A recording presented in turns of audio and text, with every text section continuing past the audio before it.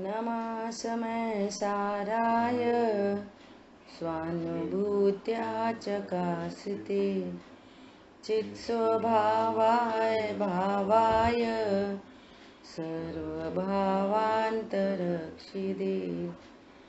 वन्दितु सर्वसिद्धे धूमचल्मणोवमं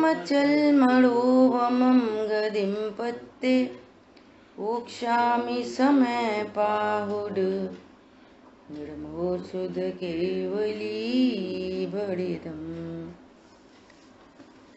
समयसार जी ग्रंथाधिराज निर्जराधिकार और निर्जराधिकार में आज अपनी नई गाथा शुरू करेंगे। गाथा नंबर 215। ठीक है, कलश अपना पूरा हो गया था। अब बात आ रही है, अब यह कहते हैं कि ज्ञानी के त्रिकाल संबंधी परिग्रह नहीं है। परिग्रह अर्थात परद्रव्य में मूर्छा को, ये परद्रव्य मेरा है, इसका नाम परिग्रह है। और ये मूर्छा ये जीव की पर्याय है। और अकेला मूर्छित ही नहीं है, ये अच्छा है ये बुरा है, ऐसे अनंत राग द्वेष, ये वास्तव में परिग्रह है। ठीक है। और जो परद्रव्य का संयोग है उसको तो उपचार से परिग्रह कहते हैं। कल तक बात आई कि पूर्वकृत कर्म के उदय में अघाती कर्म का संयोग है और अघाती कर्म के उदय में बहुत उपभोग सामग्री उसके संयोग में है। सामग्री संयोग में है। सामग्री संयोग में होने पर भी चूंकि उसको मूर्छा नहीं है और राग द्वेष नहीं है और मैं भोग सकता हूं परद्रव्य को, ऐसे दो द्रव्यों के बीच में अत्यंता भाव पता है कि मैं भोग सकता नहीं। और जब भोग सकता नहीं दूसरी बात, ये मेरे सुख का कारण नहीं, क्योंकि उसने अपने शाश्वत सुख स्वरूपी भगवान आत्मा को देखा है, उसको सुख भी प्रकट हुआ है, तो उसको पता चल गया है। क्या पता चल गया है? कि ये तो सुख नहीं था, ये है वास्तव में सुख। और उस उपभोग के काल में जो सुख जैसा प्रतीत हो रहा था वो भी मेरी ही मंद कषाय रूप पर्याय थी, वो भी परद्रव्य में से नहीं आई। ऐसा पूरा उनको ज्ञान विश्वास होने पर वो आगामी काल में उसकी कोई वांछा भी नहीं है, ये सुख रूप नहीं है, सुख के कारण ही नहीं थे, मैं तो भ्रम से मान रहा था ऐसा। सो अज्ञान का वमन हो गया, भ्रम का वमन हो गया और वो निष्परिग्रहत्व तो उसकी पर्याय में प्रकट हुआ। ठीक है, क्लियर है? इतनी बात में किसी को प्रश्न है तो पूछ सकते हैं, बोलो। क्योंकि यहाँ पर कैसे शब्द आएंगे कि उपभोग सामग्री है, तो वो कैसे भोगता है? कल शब्द आए थे बहुत अच्छे,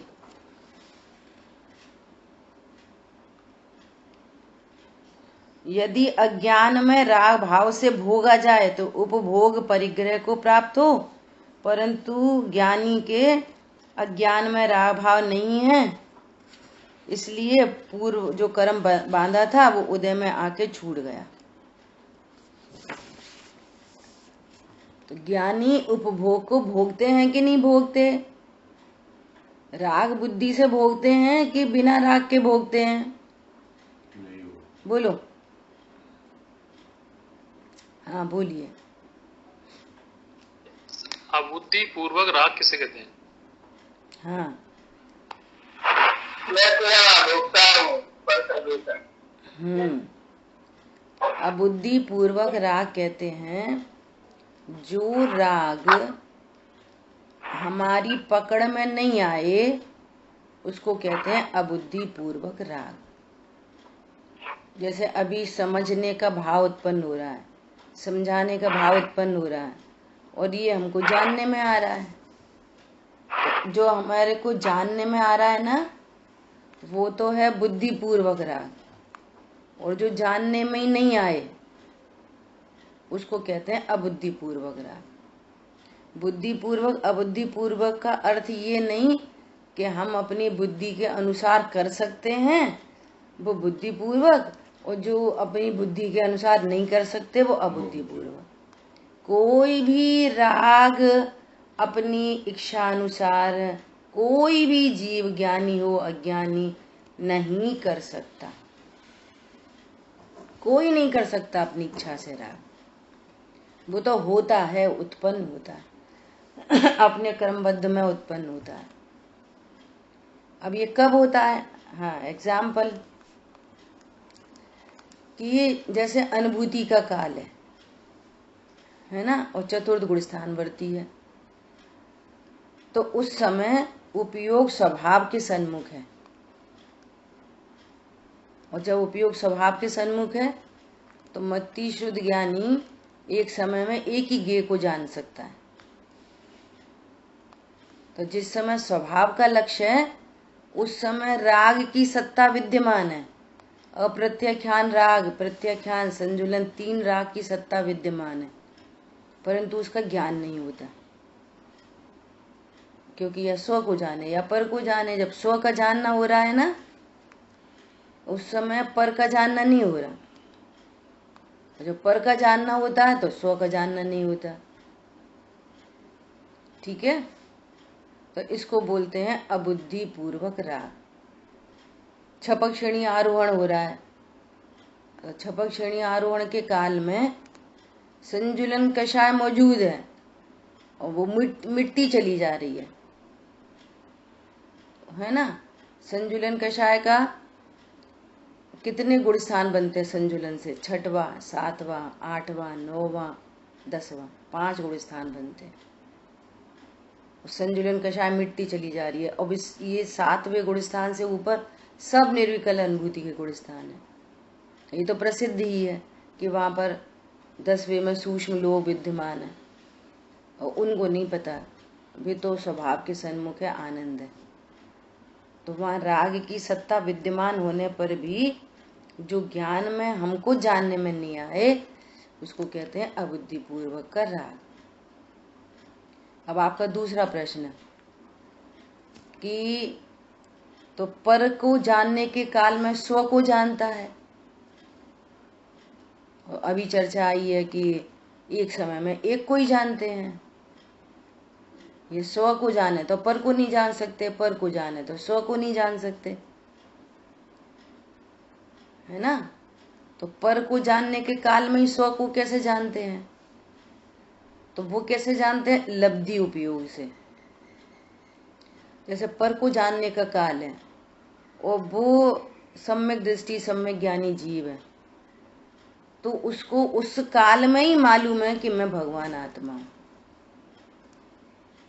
तो अनुमान से और लब्धि उपयोग से उसको ऐसा नहीं पर को जानने का काल है तो मैं कहाँ हूं आत्मा, ऐसा नहीं।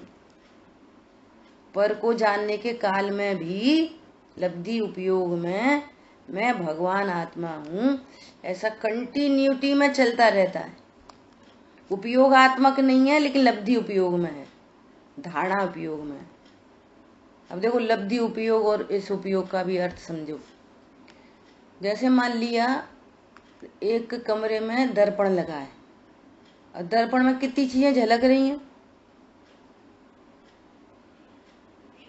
बोलो, बहुत सारा कुछ झलक रहा है। लेकिन अगर हम दर्पण के सन्मुख खड़े हुए और हम अपना चेहरा देख रहे हैं तो मैं फोकस हो रहा है हमारा चेहरा, झलक रहा है सब। और यदि हमें शीशे में ही देख के किसी ने आवाज दी तो हम शीशे में ही देख के उसको देखने लग गए। शीशे इधर मुड़ के पीछे मुड़ के बात नहीं करी, शीशे में ही देख के उससे बात करने लग गए किसी दूसरे व्यक्ति से। तो अपना चेहरा नहीं दिख रहा, अब उसका चेहरा दिख रहा है दर्पण में ऐसे ही। समझ आई बात? या कोई दूसरी चीज दर्पण में दिख रही है तो हम उसको देखने लग गए दर्पण में, दूसरी चीज को, तो अपना चेहरा नहीं दिख रहा। अपना चेहरा दिख रहा है, दूसरी चीजें नहीं दिख रही। ये उपयोगात्मक ज्ञान में बहुत सारे गे बनते हैं। उपयोगात्मक जिसका लक्ष्य हो उसको जान पाते हैं। आ गई बात समझ में? धारणा ज्ञान में कितना सारा कुछ होता है, कितनी चीजें, ABCD याद है, 1 2 3 याद है, छोटे बच्चे को सब याद है।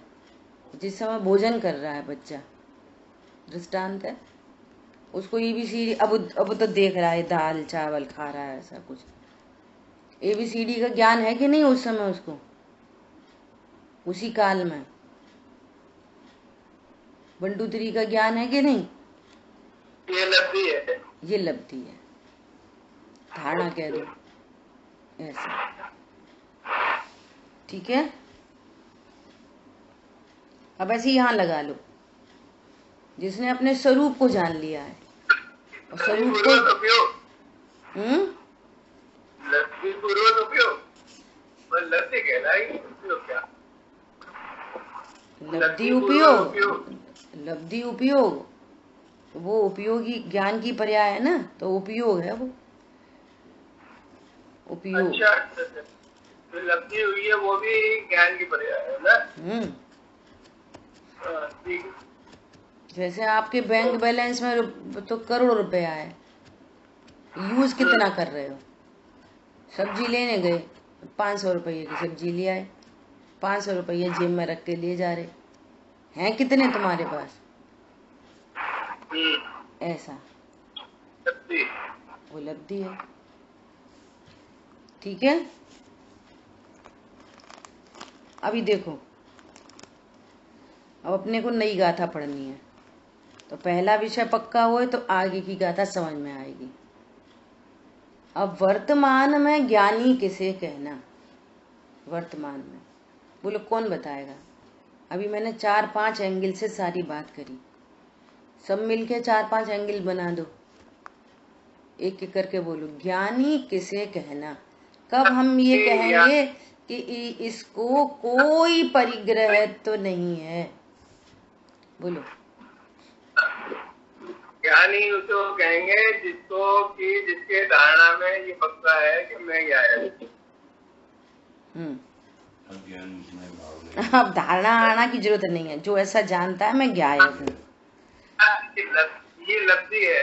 अब लब्धि ये शब्द यूज नहीं करना कि ये लब्धि है कि धारणा है, सीधा सीधा बोलो, जो ऐसा जानता है मैं गायक हूँ, खत्म बात। हाँ, जो ऐसा जानता है मैं गायक हूँ वो ज्ञानी है, बस। जिसका ज्ञान में भाव खत्म हो गया। ठीक है, जिसको अज्ञान में भाव नहीं है, दूसरी बात आ गई, और बोलो। जिसको क्या बोला? जिसको जो अपरग्रही है, जैसा वस्तु स्वरूप है कैसा जाने वो ज्ञानी। बहुत अच्छा, ठीक है। अब कैसा वस्तु स्वरूप है? भगवान आत्मा विराजमान जानता है, जानता है, सो को सो जानता, पर को पर जानता है, बहुत अच्छा। अब जो द्रव्य गुण में पर्याय में अपने को जानता है ज्ञानी, बहुत अच्छा, ये वस्तु स्वरूप भी हो गया है। ठीक है, बहुत अच्छा।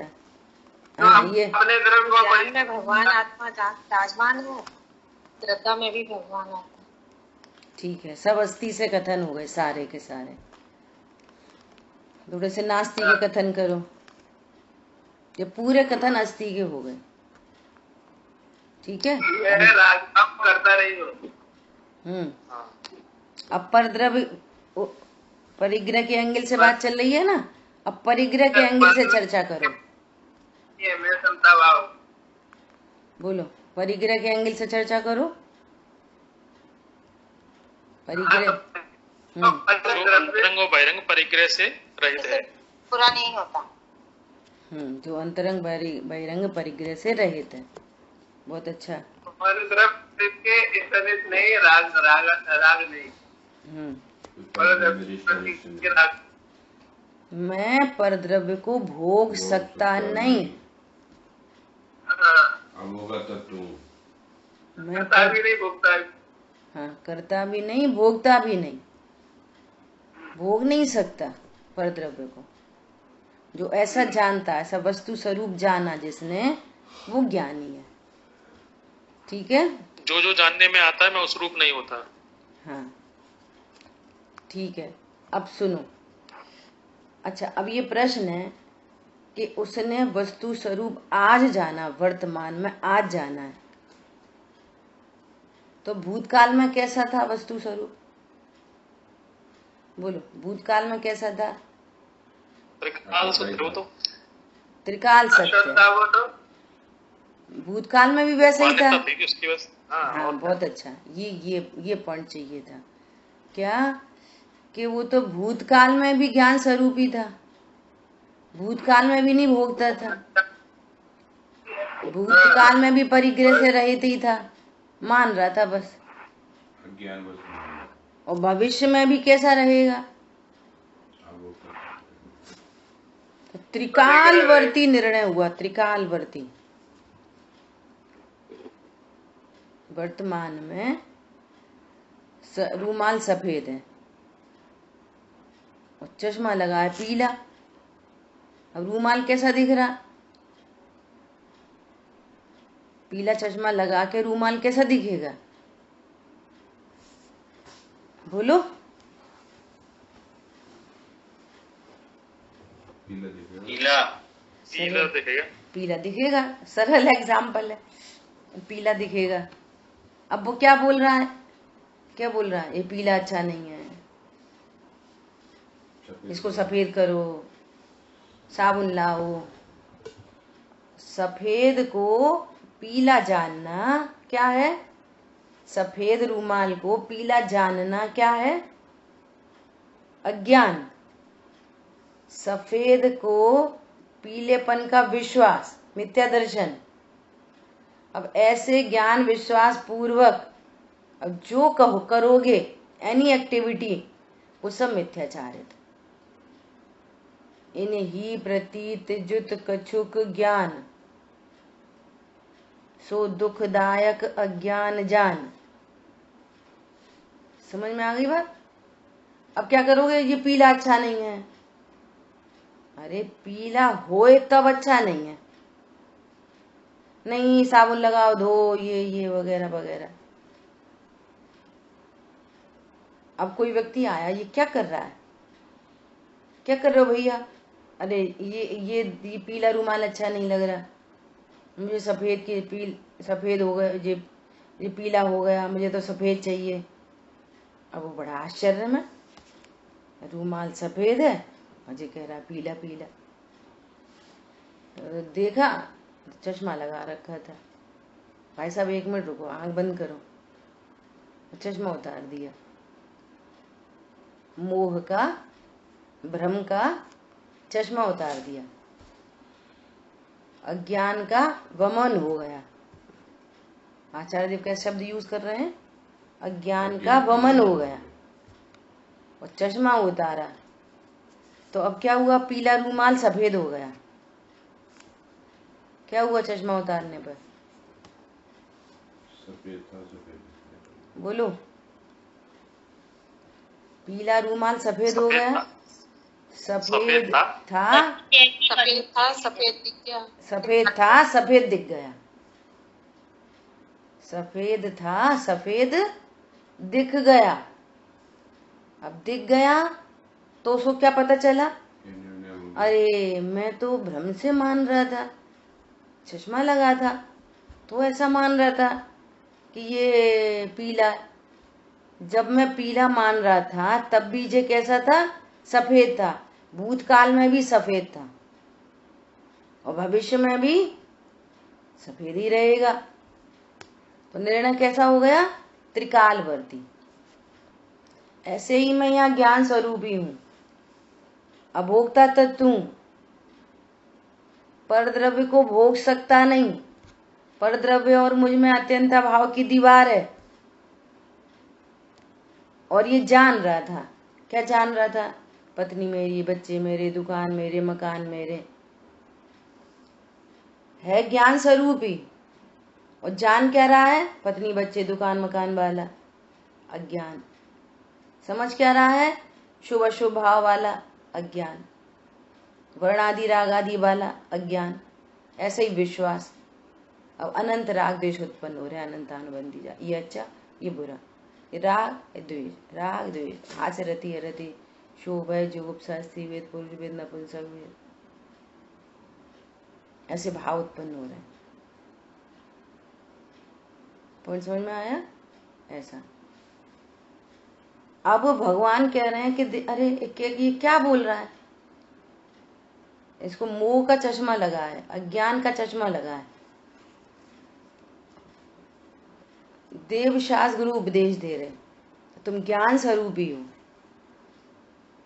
आगम से, युक्ति से, न्याय से बारंबार समझा रहे और इसको बात समझ में आ गई तो चश्मा उतर गया, ज्ञान का वमन हो गया। ओहो, मैं ज्ञान स्वरूपी हूँ। मेरे में परद्रव्य में वज्र की दीवार है। मैं पर का कर नहीं सकता, पर को भोग नहीं सकता। मुझे जो सुख लगता था वो मेरी पर्याय थी, पर से नहीं आई थी। स्वरूप को जान के तो अतीन्द्रिय आनंद प्रकट हुआ है। और ये सुख तो उस सुख के से कोई, इसका कोई तालमेल नहीं है। ओहो, ये वास्तविक सुख है। पॉइंट समझ में आया? तो अज्ञान, मोह और मिथ्याचारित्र ये मिट गए और सुख प्रकट हुआ। जब उसको रियल सुख पता चल गया, ये मैं ऐसा हूं, तो वो आगामी वांछा क्यों करेगा? जब पता ही चला वो तो सुख ही नहीं था। और पर में से नहीं, सुख भी नहीं था, वो कम दुख था। विषय भोगों के काल में जो सुख लगता है वो क्या चीज है? सुख है कि कम दुख है? बोलो। कम दुख। वो कम दुख है और ये है रियल सुख। वो कम दुख भी उसमें से नहीं आया था, तो पर की वांछा क्यों करेगा? तो ऐसा वर्तमान में निर्णय होने पर, ओहो, भूतकाल में भी मैं ज्ञाता ही था। भूतकाल में भी मैं कौन था? ज्ञाता ही। मैंने कभी किसी परद्रव्य को भोगा नहीं था। भोग रहा हूं ऐसा जाना था, भूतकाल हो गया वो, जाना था, पर मैं कभी किसी परद्रव्य को नहीं भोग सकता और भविष्य में भी किसी पर को नहीं भोग सकूंगा। आज के निर्णय से त्रिकालवर्ती निर्णय हो गया। नहीं, अब अनंतानुबंधी खत्म हो जाएगी तो अप्रत्यख्यान रहेगी, तो फिर उतना विषय भोग उनको दिख रहे हैं चौथे पांचवें गुण स्थान में, तो उतने को तो भोगते हैं कि नहीं भोगते? भोगते हैं कि नहीं भोगते? उतने को भविष्य में भोगेंगे कि नहीं भोगेंगे? जितनी कषाय शेष है उतना तो भोगतेंगे कि नहीं भोगतेंगे? वे भोगते हैं कि भोगते हैं? ज्ञानी भोगते हैं कि भोगों को भुगतते हैं? बोलो। ना भोगते हैं ना भुगतते हैं। हाँ, फिर क्या करते हैं? आत्मज्ञाता। मैं तो ज्ञाता हूं, उनको भिन्न जानते हैं। आगम में व्यवहारने के इतने शब्द लिखे रहते हैं, व्यवहारने के इतने सेंटेंस, कि वो भोगों को काले नाग के समान जानते हैं। क्यों लिखे जाते हैं? तुम्हें प्रीति है ना उनसे, तो कंपैरिजन कराते हैं। तुमने किसको गले लगा रखा? काले नाग को। जैसे वे तो काले नाग के समान जानते हैं। ऐसा ये अलंकार की भाषा में ऐसा बोलते हैं, व्यवहारने से। आ रही बात समझ में? तो अब यहाँ पर ऐसे त्रिकालवर्ती निर्णय की बात चल रही है। क्या बात चल रही है?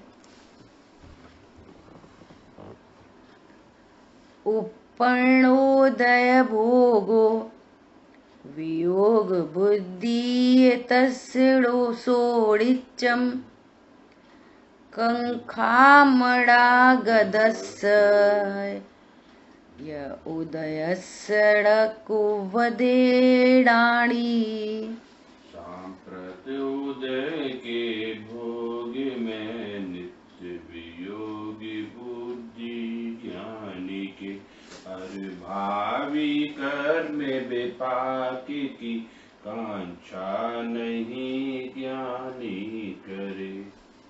देखो गाथार्थ। जो उत्पन्न उदय का भोग है, उत्पन्न उदय का भोग है। उत्पन्न उदय मतलब अभी घाती कर्म में मिथ्यात और अनंतानुबंधी गई है,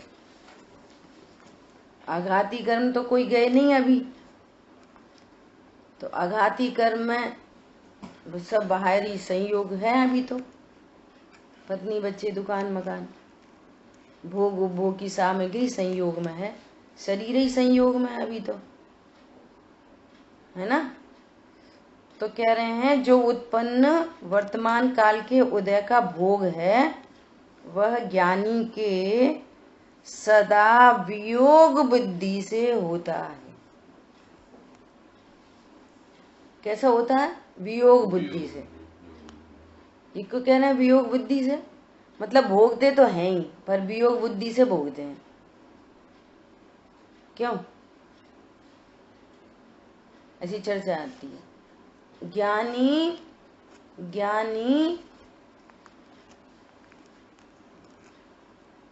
भोगते तो हैं पर अपने को भोगता नहीं जानते,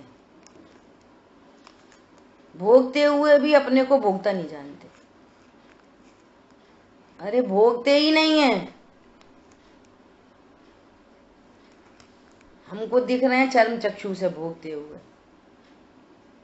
अब वियोग बुद्धि से क्यों कह रहे हैं? वियोग बुद्धि से भोगते हैं कि अज्ञानी को पर द्रव्यों में राग होता है, सो राग का ऑपोजिट करना है। अज्ञानी को पर द्रव्य के प्रति क्या होता है? मैं भोग सकता हूँ, मैं भोग रहा हूँ, मैंने भूतकाल में भोगा था, भविष्य में भी भोगूंगा। ऐसा घर बनाऊंगा, ऐसा मकान बनाऊंगा, ऐसा करूंगा, फिर वहां घूमने जाएंगे, फिर ऐसा करेंगे, इतना मजा आएगा, इतना मजा आएगा भविष्य में। और भूतकाल में अरे पहले हम वहां रहते थे, ऐसा घूमते थे, ऐसा खाते थे, ऐसा फिरते थे, ऐसा करते थे। लोग सुनाते नहीं भूतकाल की बातें। पहले हमारी पोस्टिंग वहाँ पे हुई थी, फिर वहाँ पे ऐसा घर था, ऐसा क्वार्टर मिलता था, हम लोग ऐसे घूमने जाते थे, ऐसा खाते थे, ऐसा पीते थे। बोलो, ये राग बुद्धि से, अज्ञान मोह राग। भोगते थे, भोगता हूं और भोगता रहूंगा। ये अशुभ भावों में लगाओ, तीनों त्रिकालवर्ती अशुभ भाव, ऐसे शुभ में लगाओ। पहले तो हम ऐसा पूजा करते थे, ऐसा मंदिर जाते थे, अरे वहां गए थे, शिखर जी गए थे, वहां पे हमने ऐसे पहाड़ चढ़े थे, हम इतने बजे चढ़े थे, इतने बजे उतर के आ गए थे। व्यवहार में ऐसे थोड़ी बोल रहा है, वो तो जान ही रहा है हम ऐसे ही ऐसे हमने पूजा करी, ऐसी वंदना करी, तब पहले हमने इतने लाख का दान दिया था और ऐसा करा था और ऐसा करा था। वर्तमान में करता हूँ और भविष्य में भी मेरी यही प्लानिंग है कि इतने रुपए का दान तो मेरे हाथ से निकलते ही रहे और ऐसा होता ही रहे और भविष्य में भी ऐसा करता रहूंगा। समझ में आ रही है बात? ये भूत, वर्तमान और भविष्य में अज्ञानता, मोह और राग द्वेष। ज्ञानी को आज जाना है कि मैं ज्ञायक हूं और पर द्रव्य का अभोक्ता हूं, आज जाना है। तो भूतकाल में ओहो मैं तो मान रहा था, मैंने ऐसा खाया, ऐसा पिया, मैं तो अनाहारी स्वरूप अनादि से हूं, मैंने तो कभी कुछ नहीं खाया, न भूतकाल में खाया अच्छा भैया, आपने कब से छोड़ा रात्रि भोजन? बोलो। पहले ग्रहण कब किया? ये ऐसा जानता था मैं, लेकिन मैं तो कभी खाया ही नहीं। आज पता चला, जब रात्रि भोजन करने की क्रिया हो रही थी उस समय भी मैं अनाहारी था, और मैंने अपने स्वरूप को नहीं जाना था, तो अनंत पाप चल रहा था मिथ्यात्व का, ये अनंत पाप। और आज मैंने जाना कि मैं अनाहारी हूं, तो भूतकाल में अनाहारी था कि नहीं? बोलो। और भविष्य में अनाहारी रहूंगा कि नहीं? रहूंगा। नहीं, अब रहूंगा। त्रिकाल। अब मैं भविष्य में कभी रात्रि भोजन नहीं करूंगा। अब मैं भविष्य में कभी जिमीकंद नहीं खाऊंगा। पहले खाता था और अब कभी नहीं खाऊंगा। ओ, मैंने तो छोड़ दिया। समझ में आई बात? ये अनंत पाप चल रहा है। मैं पहले खाता था और अब भविष्य में कभी नहीं खाऊंगा। मैंने तो है ना आजीवन का त्याग कर दिया। काय का? रात्रि भोजन और जिमीकंद और अनछने पानी का मैंने तो आजीवन त्याग कर दिया। और तेरे को खाने की बुद्धि तो रह ही गई। खा सकता हूं इसलिए त्याग कर दिया। यहां कह रहे हैं कि स्वरूप अनाहारी है, स्वरूप अभोक्ता है। पहले भोगता था, अब नहीं भोगूंगा, भविष्य में कभी नहीं भोगूंगा। अब तो मैंने ब्रह्मचर्य ले लिया। पहले तो मेरे ऐसे ऐसे भाव होते थे, ऐसे ऐसे होते थे। पहले हम लोग बहुत भोगा भोगी करते थे। अब तो मैंने ब्रह्मचर्य ले लिया। प्रभु, तू ब्रह्म स्वरूप है। देखो, अब लगा लो कितनी मिस्टेक कहाँ कहाँ कितनी होती हैं। स्वरूप को जाने बिना, जो आपने अस्थि से सब लोगों ने आंसर किए, द्रव्य गुण पर्याय से अपने को नहीं जानना। ज्ञानी कौन है? जिसने द्रव्य गुण पर्याय से जाना। ज्ञानी कौन है? जो अपने को, जिसके ज्ञान में भगवान आत्मा है। ज्ञानी कौन है? जो स्व को स्व पर को पर जानता है। ज्ञानी कौन है? लगाओ, ज्ञानी कौन है? अस्थि से क्या करता हूं पर का, किसको भोगता था, भोगता हूं और भोगता रहूंगा। नहीं, अब नहीं भोगूंगा, अब नहीं भोगूंगा। तो अब नहीं भोगूंगा मैं भी अभोक्ता तत्व को जाने बिना भोक्तृत्व बुद्धि पड़ी है। हमने तो आजीवन के लिए छोड़ दिया। अरे तुमने धरा कब था, सो छोड़ दिया। द्रव्य गुण पर्याय से वस्तु को देखो, वस्तु स्वरूप को देखो। पॉइंट समझ में आ रहा है? नहीं आ रहा है? बोलो। इसलिए यहाँ पे लिख रहे हैं वियोग बुद्धि से। वो राग बुद्धि से, अज्ञान मोह राग की बुद्धि से अज्ञानी पर द्रव्य को मैं भोग रहा हूं ऐसा जानता था। राग बुद्धि से वो भी भोगता नहीं था। अज्ञानी भी एक वस्तु दूसरे वस्तु को भोग नहीं सकती। ये वस्तु स्वरूप है, वो उसकी मान्यता है।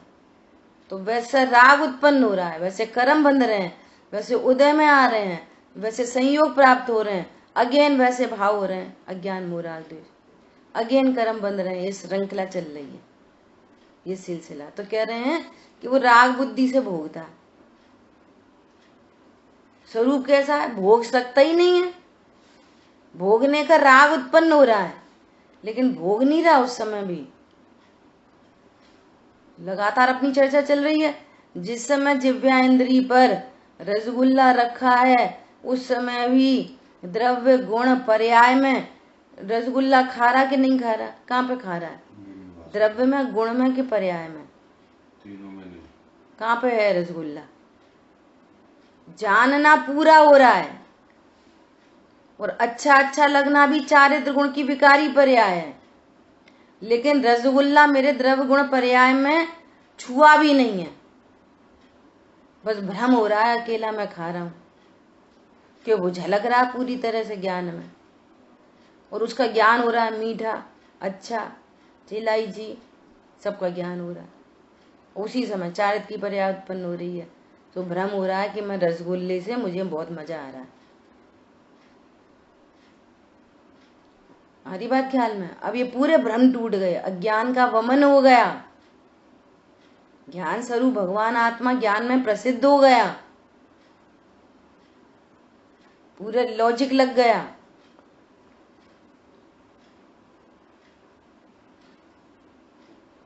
नशा शराब में होता तो नाचती बोतल, अरे उनमें सुख होता तो कोई सुखी हो गया होता। इतने सामग्री को इकट्ठा करके कोई सुखी हो गया होता। चक्रवर्ती 6 खंड के अधिपति, चारों तरफ रानियां, गाड़ी घोड़ा हाथी बंगले भोजन सब यथास्थान एकदम, उन्हें कुछ बोलना नहीं पड़ता कि प्यास लग रही है, बोलने से पहले 20 तरह का पानी सामने, शरबत भी, बेल का शरबत भी, सादा पानी भी, ठंडा भी, थोड़ा गुनगुना भी, तरबूज का जूस भी, खरबूजा का जूस भी, पाइनएप्पल का, सब 20 तरह के लिक्विड सामने। बोलो फिर उनको क्या जरूरत पड़ती मुनि दीक्षा अंगीकार करने की? क्या जरूरत पड़ रही है जब सब प्रकार से सुखी हैं? ओहो, वो सुख का साधन होता तो वे क्यों इतने भोगों को तज के और जाते मुनि दीक्षा अंगीकार करते? क्या पागल थे क्या वो? बोलो। ओहो, 3 कषाय चौकड़ी का सद्भाव है। उसी समय बाहुबली मुनिराज 3 कषाय चौकड़ी के अभाव में आनंद कर रहे हैं, और यहाँ 3 कषाय चौकड़ी के सद्भाव का दुख है। ओहो, मुझे भी स्वभाव का आश्रय लेकर और मुझे भी मुनि धर्म अंगीकार करके छपक श्रेणी आरोहण द्वारा अनंत सुख को प्रकट करना चाहिए। पॉइंट समझ में आ रहा है? काग बीट सम गिनत हैं सम्यक दृष्टि लोग। ये विषय भोगों को कौए की बीट के समान गिनते हैं। कौए की बीट क्यों बोला? कुछ और बोल देते, गाय का गोबर बोल देते। अरे गाय का गोबर भी कुछ काम आ जाता है, लेकिन कौए की बीट तो कुछ किसी काम नहीं आती है। उदाहरण भी ऐसे ही नहीं होते जिन शासन में। काग बीट सम गिनत है, वो कुछ काम नहीं आती। मनुष्य की भिष्टा को सूअर खा लेता है, गाय के गोबर को कंडे बना के कोई इस्तेमाल कर लेता है।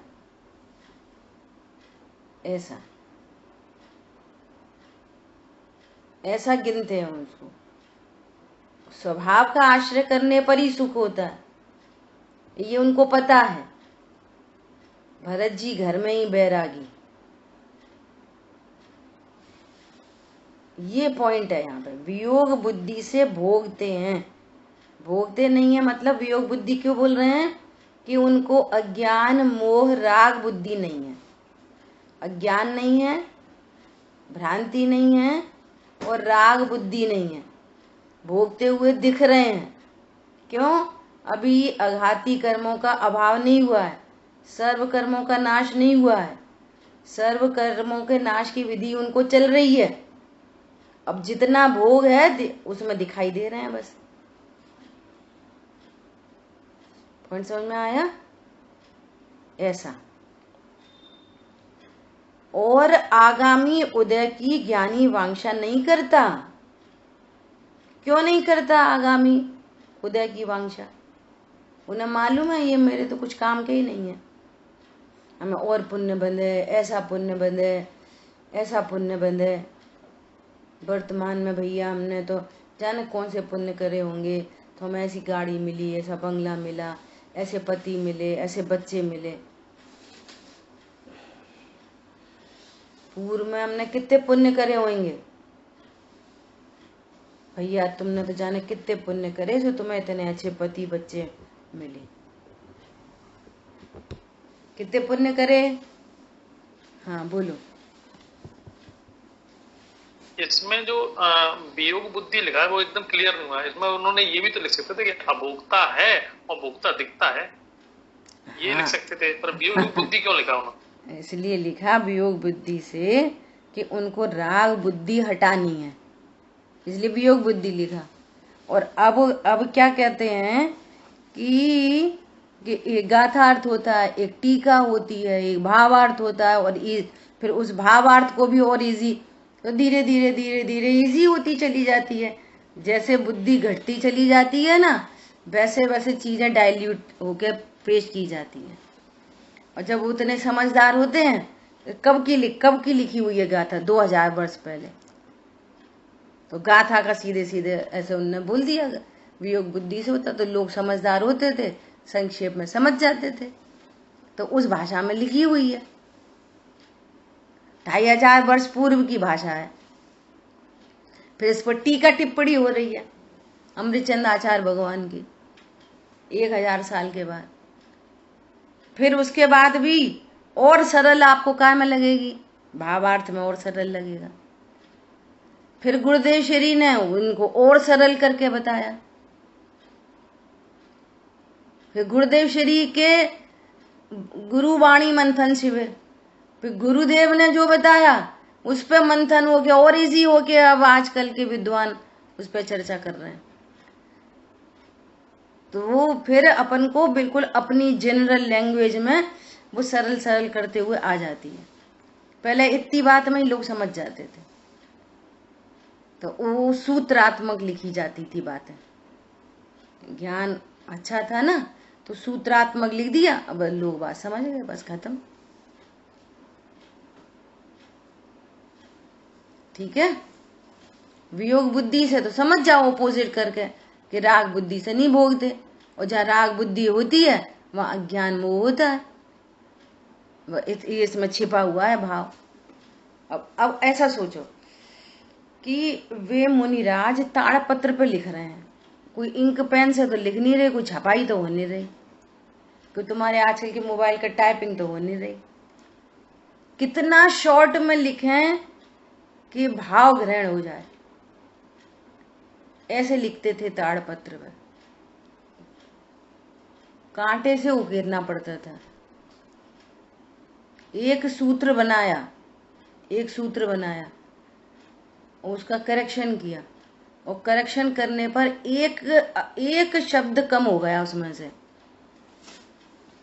तो उन्हें इतनी खुशी होती थी जैसे एक पुत्र की प्राप्ति हुई हो।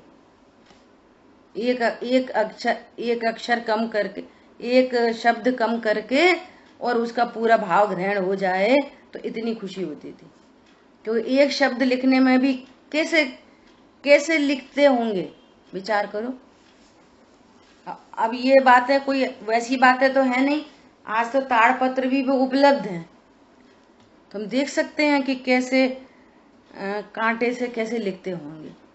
तो वो बहुत सूत्रात्मक और शॉर्ट में लिखा जाता था, और लेकिन उसमें भाव पूरा होता था। और पहले के लोग इतने ज्ञानवान होते थे, उससे भाव ग्रहण कर लेते थे। ये आज अपनी बुद्धि के ह्रास की बात है ये, इसलिए विद्वान लोग इसको और सरल सरल करके आगे बात बढ़ा रहे हैं। समझ आ गई बात? टीका में पढ़ने मिलेगा, फिर भावार्थ में पढ़ने मिलेगा, फिर आजकल के ज्ञानी धर्मात्मा उसका अर्थ करेंगे। गुरुदेव श्री ने इसके और अर्थ निकाले, और फिर ये कंफ्यूजन रह जाता है ऐसा, तो और स्पष्टीकरण आ रहा है आजकल। दादा ने अनुशीलन लिख दिए, अनुशीलन के ऊपर प्रवचन होने लगे, ऐसी बात है। वियोग बुद्धि से अर्थात राग बुद्धि से नहीं। और अध्यात्म राग किसको कहा? अनंतानुबंधी को, क्योंकि अप्रत्याख्यान आदि जो राग हैं वे तो मिट रहे हैं, बस ये तो अल्प संसारी है। अब तो बस 2 4 10 भव में छुट्टी। एक तरफ अनंत का बंध, अनंतानुबंधी राग, और एक तरफ एक बूंद का बंध। कितना अंतर है जबरदस्त। इसको कितना राग कहोगे? एक बूंद के राग को कितना राग कहोगे? और ये अनंत राग। तो उसको कह रहे हैं कि यहाँ पर वियोग बुद्धि से भोग रहे हैं, और इसको कह रहे हैं अनंत राग से भोग रहे हैं। एक एक वस्तु के प्रति अनंत राग। ये पेंसिल है छोटी सी, और ये खो जाए, गिर जाए, या वो बाई झाड़ू में लगा के फेंक दे, अरे तुमने फेंक दी, कितने काम की थी, अभी तो कोई टूटी थी, अभी इतनी बड़ी थी, अभी तो 10-15 दिन और चल जाती। अनंत, एक एक पदार्थ के प्रति अनंत राग। उसका अर्थ दूसरा नहीं है कि जाने दो, फेंकने दो, करने दो, वो मैटर नहीं है। बरसों बरसों चीजें इस्तेमाल नहीं हुई, बरसों बरसों, और न कभी होंगी। अनंत पर पदार्थों के प्रति राग, अनंत अनंत। और यहाँ बूंद के बराबर, और दिख रहा है भोगते हुए। और उधर से ही कह दो कि हाँ अप्रत्याख्यान राग का सद्भाव है, तो उतना भोग चल रहा है। इधर से भी बोल दो, चलो। उसकी कितनी ताकत है उसमें। इसलिए शब्द डालना पड़ा वियोग बुद्धि से, इक्वल टू राग बुद्धि से नहीं, इक्वल टू अज्ञान मोह राग द्वेष नहीं। अनंतानुबंधी राग ही राग है, अप्रत्याख्यान आदि तो मिट रहे हैं। क्यों? कितना अप्रत्याख्यान राग हो, कितना, तो भी वो संसार में नहीं रह सकता। एकदम घोर मिथ्या दृष्टि हो जाए, छूट जाए, तो भी नहीं रह सकता। मैक्सिमम लिमिट उसकी भी अर्धपुद्गल परावर्तन है। वो तो मिटना ही मिटना है, वो तो संसार से छूटना ही छूटना है, हर कीमत पर छूटना है।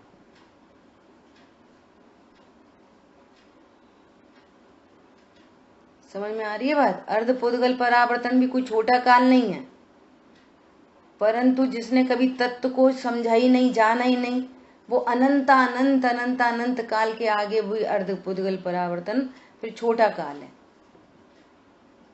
यदि कोई रुल जाए तो फिर तो वापस उसको मिथ्या तो अनंतानुबंधी आ जाएगी, तभी इतना काल बीत सकता है। मिथ्या तो अनंतानुबंधी आने पर ही इतना काल बीत सकता है। अप्रत्याख्यान प्रत्याख्यान संजुलन में इतना काल बीत ही नहीं सकता। समझ में आ रही है बात? करणान योग से भी समझो। किसी को चौथा गुण स्थान बहुत समय तक चले, बहुत समय तक चले, तो भी 5-10 भव से ज्यादा रह ही नहीं सकता, रह ही नहीं सकता। वो तो मिथ्यात्व में आ जाए, फिर वापस अनंतानुबंधी आ जाए, तो ये पुद्गल परावर्तन होंगे, तो भी छूटना ही पड़ेगा, ये कहना है। देखो तत्व विचार की महिमा, देखो तत्व ज्ञान की महिमा। तुम्हारा दुखों का अंबार हमेशा के लिए खत्म हो जाएगा। ये है, इतनी बड़ी चीज है तत्व ज्ञान।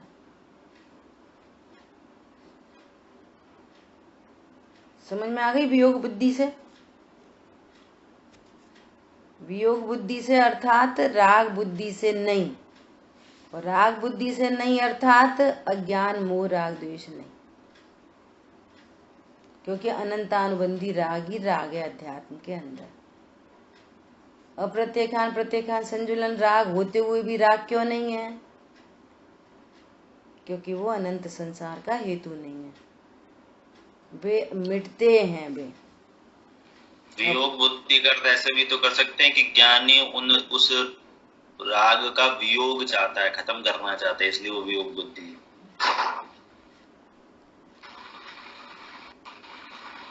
ऐसा भी अर्थ निकाल लो। आगे लिखा ही है ना, आगामी उदय की वांछा नहीं करते, मतलब उस काल में उसकी वियोग बुद्धि है, क्या कि मैं इसका अभोक्ता हूँ, ये वियोग बुद्धि, उसके प्रति राग नहीं है, ये है वियोग बुद्धि। इसमें दीदी परिग्रह को भी लगा सकते हैं कि परिग्रह बुद्धि नहीं होते हुए परिग्रह की तो बात ही चल रही है। हाँ, तो परिग्रह से अलग, मतलब परिग्रह को हटाना चाहता है, मतलब वियोग बुद्धि करना चाहता है। अपने को भगवान आत्मा जानता है और मैं पर को भोग नहीं सकता, इसका नाम है वियोग बुद्धि। अपन सीधा सीधा अर्थ कर रहे हैं ना बार बार, वियोग बुद्धि इक्वल टू राग बुद्धि नहीं। जैसे हे उपाधि का अर्थ करते हैं, हे मतलब उपाधि नहीं, अस्ति नास्ति। वियोग बुद्धि का ओपोजिट क्या बनेगा, राग बुद्धि। समझ आ गई बात, राग नहीं ऐसा समझ लो। देखो टीका में बात आएगी, कर्म के उदय का उपभोग 3 प्रकार का होता है, अतीत, वर्तमान और भविष्य काल। कर्म का उदय आता है भूतकाल में, वर्तमान, भविष्य। इसमें से पहला तो अतीत उपभोग है, वह अतीतता व्यतीत हो चुका होने के कारण ही परिग्रह भाव को धारण नहीं करता। भूतकाल में बीत गया, ठीक है। भविष्य का उपभोग यदि वांछा में आता हो तो ही वह परिग्रह भाव को धारण करता है। भविष्य का उपभोग वांछा में, ऐसा करेंगे, ऐसा खाएंगे, ऐसा पिएंगे, ऐसे तीर्थ, शुभ अशुभ दोनों लगा लेना, ऐसा पूजा करेंगे, ऐसा तीर्थ करेंगे, वहां उस अब की बार अपन गिरनार जी चलेंगे, अब की बार ऐसा। ज्ञाता स्वरूप के निर्णय अनुभव के बिना, ऐसे भाव तो ज्ञानियों को भी आते हैं, वही बात चल रही है। परंतु उनको मैं ज्ञान स्वरूपी हूं, कहीं आता जाता नहीं।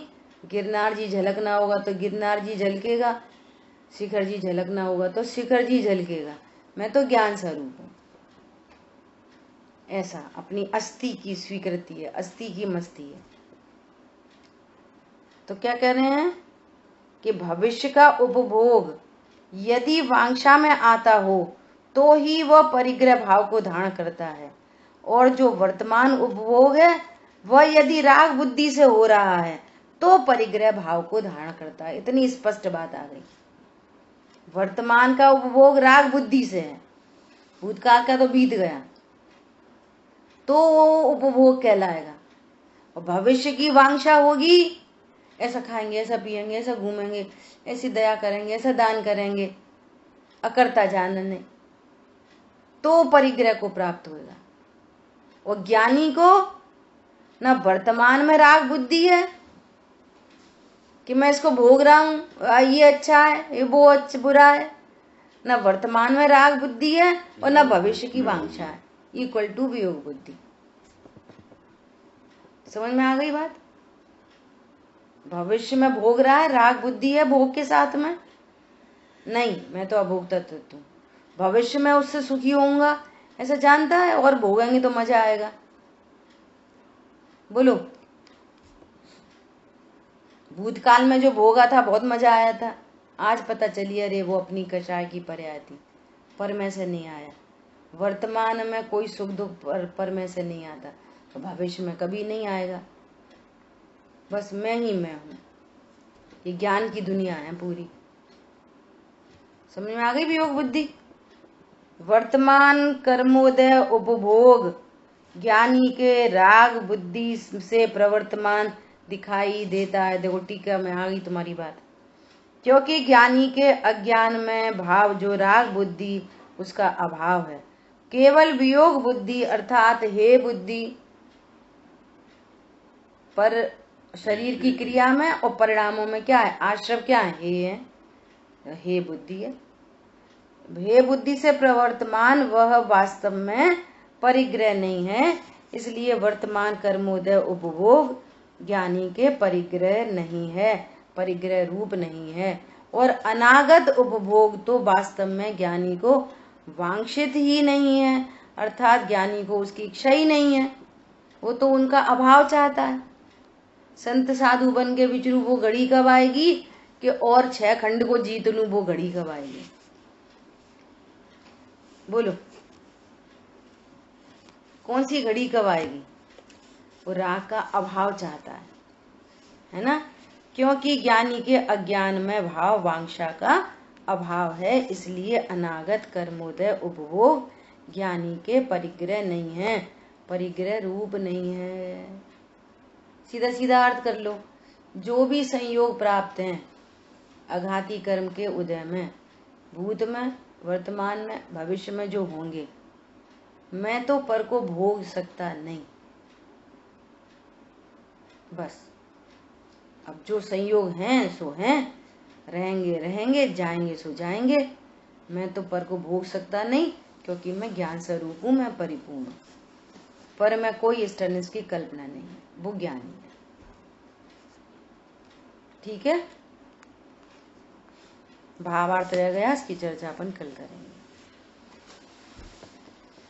बोलो अभी कोई प्रश्न है?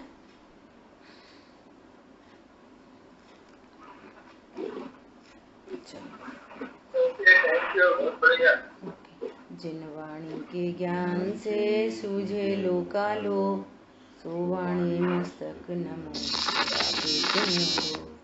बोलिए द्वारकामयी जिनवाणी माता की जय। जय जिनेन्द्र सभी को।